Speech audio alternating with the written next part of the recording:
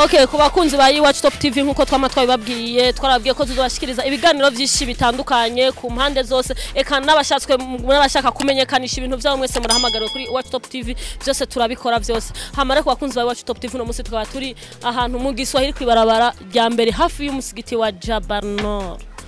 Beshi barahazi mu ntara ya Muyinga niho turi tukaba twagiye kuraba umutumire wacu reka banza twidondora akazina hamare tubandanye ku bakunzi ba Iwacu Top TV nkabandanya ndayibutsa ko mwogira like subscribe reka turi kumwe mwese byose birashoboka reka rero tubandanye ikiganiro cacu hama umutumire banza twibwire akazina kiwe kuri micro ntaguma ndabibutsa ko muri kumwe na Kayitesi wa mukunzi wanyu wa muntu abakunda kuri kamera naho muri kumwe na MC Mango reka rero umutumire wacu banze atwidondora akazina baba bitwa bandi banyita Kamiliyoni Shabani Kamiliyoni ora hano mu yiga kubarabara rya mbere ngo Kamiliyoni utayipata mumva ko nanje ndaryoshe burya nawe ndahiye ngo yitwa Kamiliyoni ubu nibwo buzima bwawe bwa misi yose mfise abana bane inkumi zirakuze n'umuzukuru ndamaze kumuronga batunzwe n'aka kazi kanje nkora nyene batunzwe n'aka kazi kawe ko kwibeshaho kumukubaza ikintu na kimwe nkorera mutari kinyene n'inzu ndariha kandi ntaco mbayeho neza nta ngorane n'umuntu wa mbere numvishije yishimira ubuzima bwiwe abayemwo eka abandi bose bacatangwa kugira ngo urumva ngo nibike bikora bizi namwe bimwe by'abarundi bacatangwa bavuga ngo urumva ngo nibike ariko abaye umuntu wa mbere je numvishije tuganiriye akambira ati jewe akazi kanje ndakishimiye kandi ndagakora kantungiye umuryango n'umwuzukuru ndafise ati n'inzu ndayiriha neza Kamiliyoni se wo bukora ibikini biki jewe nkora intebe ngakora ibitanda ngakora ububati cyacu cyose nayo b'imiryango ndakora nta na kimwe naniwe muri byose ndakora Kamiliyoni ziga ntebe no bandi ko ndabona hajya zimeze neza ku gitanda kimeze neza ku bati imeze neza ni wowe warabikoze byose ndazi kubikora nta na kimwe jewe ntakora nta na kimwe nyobewe na certificate yo kubikora ndayifise uravuze ati na certificate yo kubikora ndayifise waravyigiye byose naravyigiye urumva uvuga ati je nkora iconzi naramaze kwiga barampa na certificate y'umwuga wanje wo kubaza byose nkora byonzi si kuvuga ngo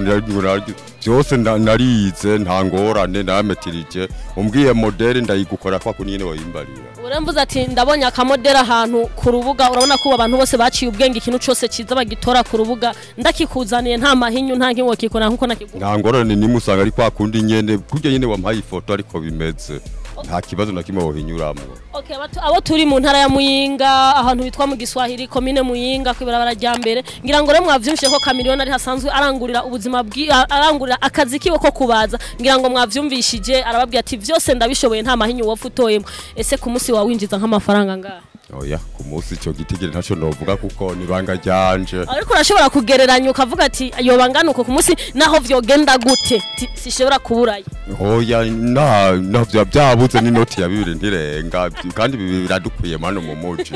bibiri biragukwe uri ndagara n'ubugari Kamiliyoni bibiri n'ubugari ku bana batatu nawe urumva abana batatu nawe abana bane nawe n'umugore urumva ntimubaye abantu batandatu 200 ko utaduhenze ko biragukwe amahera uko ari kose navyo bije mu vy'500 murarya mugahaga mwamufitse umutima mwiza gusa murumva rati ubuzima bw'imuyinga buracyoroshe ibintu byose ati kunoti yawe ya 2 murarya muri abantu batandatu mugahaga Eriko turahaga ntangorane none mujyanye umutima mwiza ari kibazo ati ikintu cyambere cyose namana babwiye ati ikintu cyambere cyose mu muryango urukundo ruhari nta kintu na kimwe kidashoboka urukundo ruhari naho mworara ubusa murashobora kujyama mugasinzira kwera mwese mu bihurizako ariko ati bibonetse nta ngorane 200 iti nubukwe mu ntara ya Muyinga ati nta ngorane umuntu arasuma neza kiragora mwavyumvisha ubuzima bugoye mwo kwimuka mukaza kwibera Muyinga umva ko ibintu byoroshe none Kamiliyoni nko ngaha urashobora kuronka nk'amakomanda ngahe ku munsi canke mu oya ndacha kumara n'ukwezi ntaronka komande mugabo ngenda rungutura karaka nkaca 1000 nkaca 2 n'amaburi nkaca na 25 ndashima umva uvuga ati utari ku kazi kawe ka misi yose ngaha hari abandi bantu baguhamagara mba abantu baba baguhamagara mwamukora uwo bugiye ugenda ugiye kubakorera nk'ibiki nko kubaza nyene cyanye ni nkori nakandi kazi je nkora tarako kubaza konyene none abantu bagutuma ko nabo baba bashaka ubibakorere muhira iwabo canke ubazire muhira iwabo canke kweki batabigusanza ku kazi kawe ka misi ari gihe hasora kuza umuntu afise kiyosi kacagusha mu etageri akigurira imbaho nkagenda hayimukubitira nkaronka yo gusoma ukacivuga ati nano kuri atereye kabuze ati jewe ngaha ndavyungukiyemo none tutabeshanye nk'izo ntebe mwamuzikorera ngahe ku bantu bariko baradukurikirana kugira baze bamenye igiciro c'amahera mwamukorera izo ntebe oya ico nibanga giwacu kuko ntikoshobora duvuga ngo igiciro niki iryo nibanga ryacu abantu nibadukeneye bazoza hanyuma batubatse hanyuma tubabyeti naya mugabo kuyisamira nitwo bivuga ngo naya nibanga giwacu mbeka miliyoni watubwiye ati ngaha abikunze hari gihe tumara n'indwi wanashaka ati n'indwi zibiri tutarose abaduha commande mbega mu buzima bwanyu bwa misi yose mu kazi kanyu ka misi yose ko kubaza intambamye mwamuhura nazo keshi cyane nizi turahura nazo umuntu ashaka kuza akaguha commande akaguha vasi ntoya ugashika muhira ugasanga ntarasi ihari ugaciwe hamwe bitanu cyangwa bitatu byo gusuma ugaje usanga yaguha ibihumbi 10 usigaranye ibihumbi 7 buke uratoda kuri atererwa hige cyukora ukabura cyukora curya yose umaze kuyarya yose eje acaza ryasanga urigeze ukaburi kurarondera iki reka ndindire uzompa commande umaze kugira gutyo bace bakunyaririza bamaze kunyaririza rero uci ukora ugira ingufu gizo shanze ukabona haje undi muntu agwaye indi commande utukora kwishura rya undi watangura kurya ukazuriha ko make wishura ugasanga ideni uraryishura tangora nimwe ba mbenda kubaze nta muntu numwe yo baraza kuguha ikomande agasanga ikomande yayiguhaye ntiwigeze uyikora bigasaba ko umusubiza amafaranga yiwe ajete ntibirambako birakubaka kandi ntibize birakubaka je mbaje imyaka 26 nta n'umusi numwe birambako baje imyaka 26 umva wati iyi jewe niyo suka yanje ndayimaranye imyaka 26 mbe wowe ufise imyaka ingahe jewe nkuje 46 nimwe ndabawe 47 uri kuri aba 47 ukaba umaze imyaka 26 mu bubaji bisigure yuko urumva watanguye kubaza ugifise imyaka 20 hagati ya 20 na 21 ese watanguye kubaza ukiri umusore nari umusore urumva uvuga ati wagiye no gushaka umugore ubaza namushatse mbaza ntakanunda cyaba nubu ndabona ati none nk'abana wavyaye nta numwe ari mwe yo bakeneye gukurikirana umwuga wawe nabakobwa gusa nta mungu navyaye none abakobwa none bobo babakobwa burya twoni twemerewe kubaza ga natwe tuvyizerega natwe byoshoboka ariko babakobwa nta kintu kimwe twimiriwe natwe twiyigishe kubaza kubera urumva ko imaze mu myaka 26 akafisa abana bane kandi urumva nivyo bintu vya mbere bimutunza amaze imyaka 26 abaza ndumva rero umenga natwe tuvyize natwe twobishobora mbega aha kujya mbere uri byo babigenda gute ko mbona ku mpande ndavye ku ruhande ndabona abandi bantu babaza ntivyo ari intambamye kuri wewe musanzwe mukorera ahantu hamwe mwese mukora ikintu kimwe ahantu nta ntambamye bamwe kuko munyeze mungu ni watanga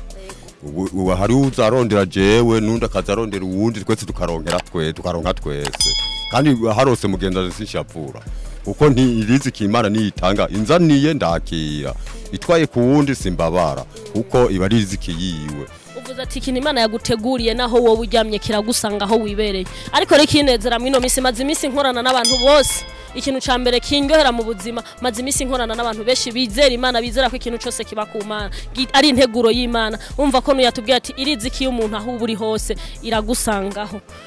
none uhamagariye iki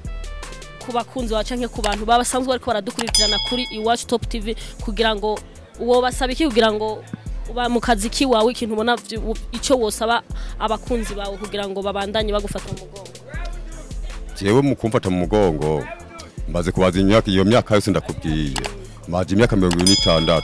jewe nimba ari kirimwo narakibonye takirimwo narakibonye jewe ntaco ndobasaba kuko jewe umwuga wiwanje urankwiriye umva we nta nuko nababwira ati ndabahamagariye nanje nkorera ngaha ndababwiye aho nkorera tugira nanje muzoze muranshorera je niba bakeneye kuza kunshorera baraza tuzoganira nta ngorane kuko navuze ko Imana ari Imana yaritanga na cyane kuko rera kwibarabara ricaka abantu Imana nitanga kuko ni bantu mbere bakaza bambonye ifoto kaza barondera ifoto yiwane nzobakira tangorane kandi tuzoganira tuzozimbana nta ngorane nta nimwe mbe wevye babimaze kugushikira nk'umuntu yaguhaye commande ahubwo turazere ka miliyoni z'inkuru ti commande ndayiguhaye kandi nzoza kwitora umunsi y'unuyu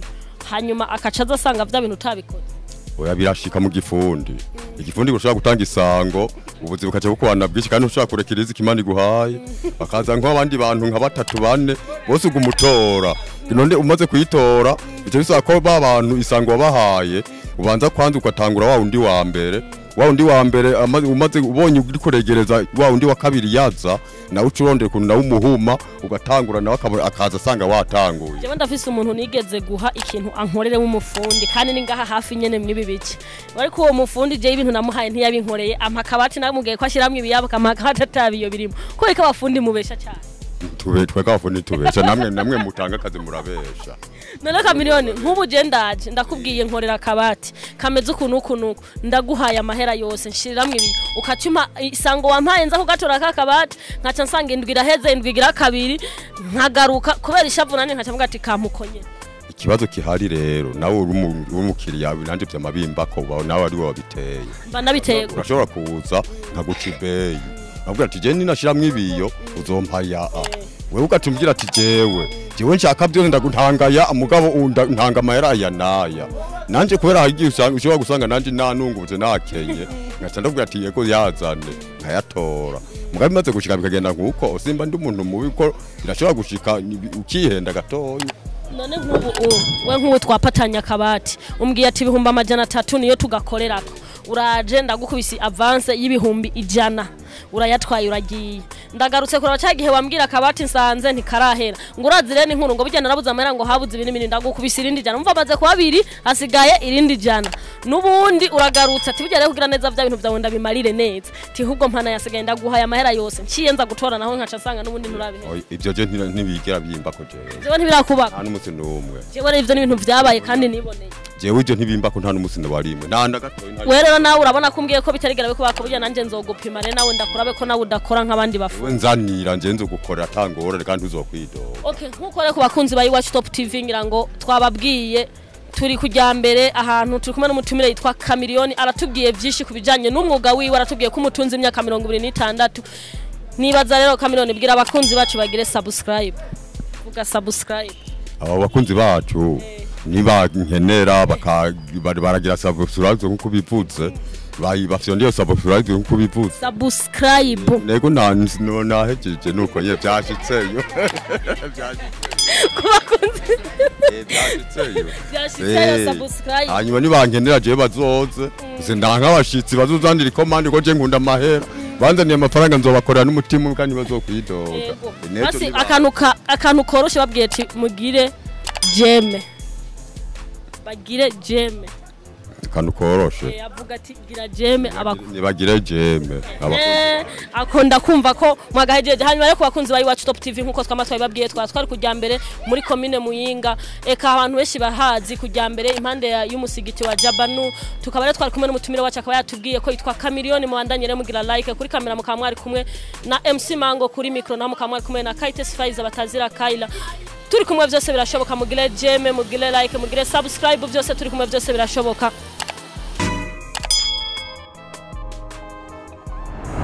Amatwaye babwiye twara mu Giswahili kwibarabara rya mbere aho tweko turakorana ikiganiro n'abantu basanzwe bakora umwuga wo kubaza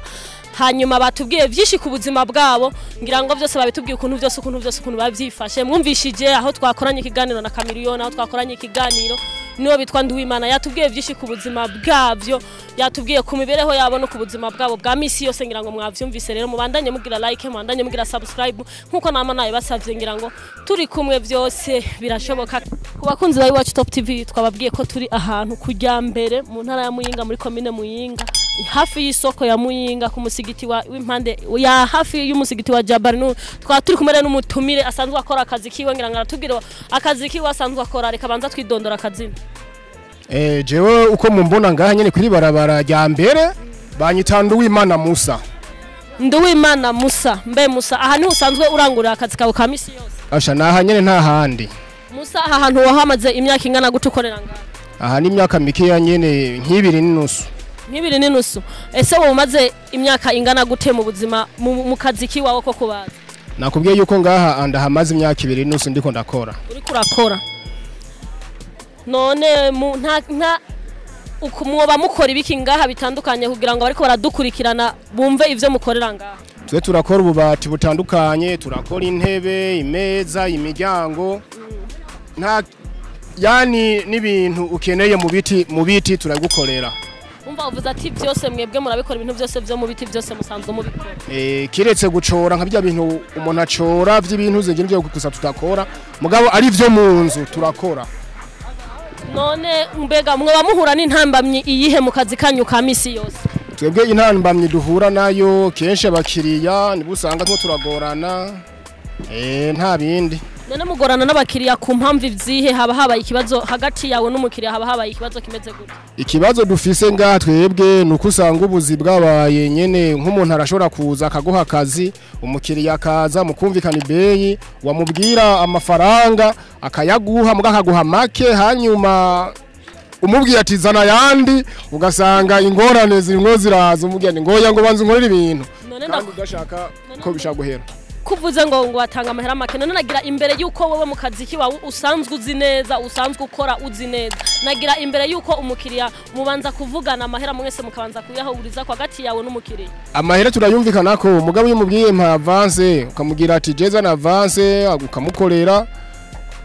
hanyuma kugira umara umugira ati mpa yandi hari gihe aca yigira ntanagaruke nizo mpamba myiziza. Mbega ndakubaza hagati nta musi numwe wowe nk'umukiriya araza yaguhaye commande akifuza ko umusubiza amafaranga yiwe? Basha baraza tukabaha kwe mukayasubiza? Yego turamusubiza. Murasubiza amahera? Basha amafaranga araza nyene none uramubwira ati jenzo yagusubiza nyina dandaza cha kintu cawe. Ubanza kumubwira ko uzomusubiza ari uko banje kudandaza cha kintu yagutuma. Mbega nta musi wowe urakorera ikintu umukiriya nabi bivanye n'ishavu yaguteye yuko yakwihutagije ukagikora nabi? Oya. Nta n'umusi uramukorera uko ashaka nyene akagenda. Nta musi wowe umukiriya araza akaguha plan mugabo yaza akakubwira ati je wibyo nakubwiye sibe. Akaguha plan mbere y'abana akaguhindurirako.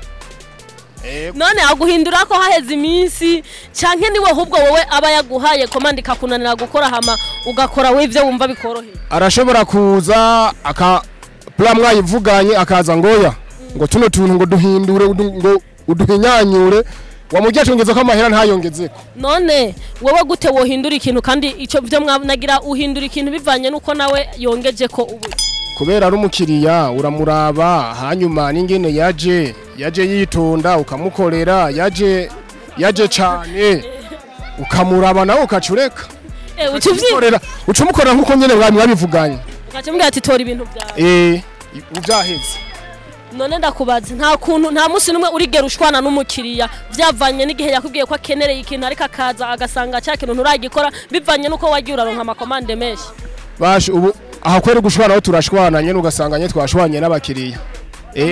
Yego turashwana nyene tugatukana mbere kweri. Benduwe nta ningumu nta n'umusi umwe baraguha nk'ingumu nk'umukiriya akaza nyene yasaza akabanza akagutatuza nk'ikofi. Sha imana kweri imana ivyo ntirabikora kugira ngo tubane n'umukiriya. Ni murigera murashwana gusa bigahera hama nyene bakaduhanura hama akagenda. Mugakagwana kugwana ntitugwana kweri. Wabugize amakosa. Okay mwavyumvishije rero nkuko twababwiye yatubwiye ko yitwa Nduwi akorera kujyambere abamukeneye mukenera bose bo musanga kujyambere impande ya BBF impande y'umusigiti wa Jabari Nuru. Ese uhamagariye iki abantu abakiriya bawe? Je umukiriya no hamagarira bose wari we wese araza ame commande tuvugana amafoto byose amafoto azobashaka nzoyamwereka hama ndamukorera ibyo ashaka. Mbenduwe uno mwaka wa 2021 wowe ubona itandukaniro irihe hagati y'ibihumbi 2020 na 2020? Shaje nta tandukaniro ndabona kwera. We nta kintu kimwe kirigera gihinduka urabona cyahindutse hagati y'umwaka wa 2020 na 2020 hagati n'umwaka wa 2021? Oya je kubganje ntikirampindukira ko kweri.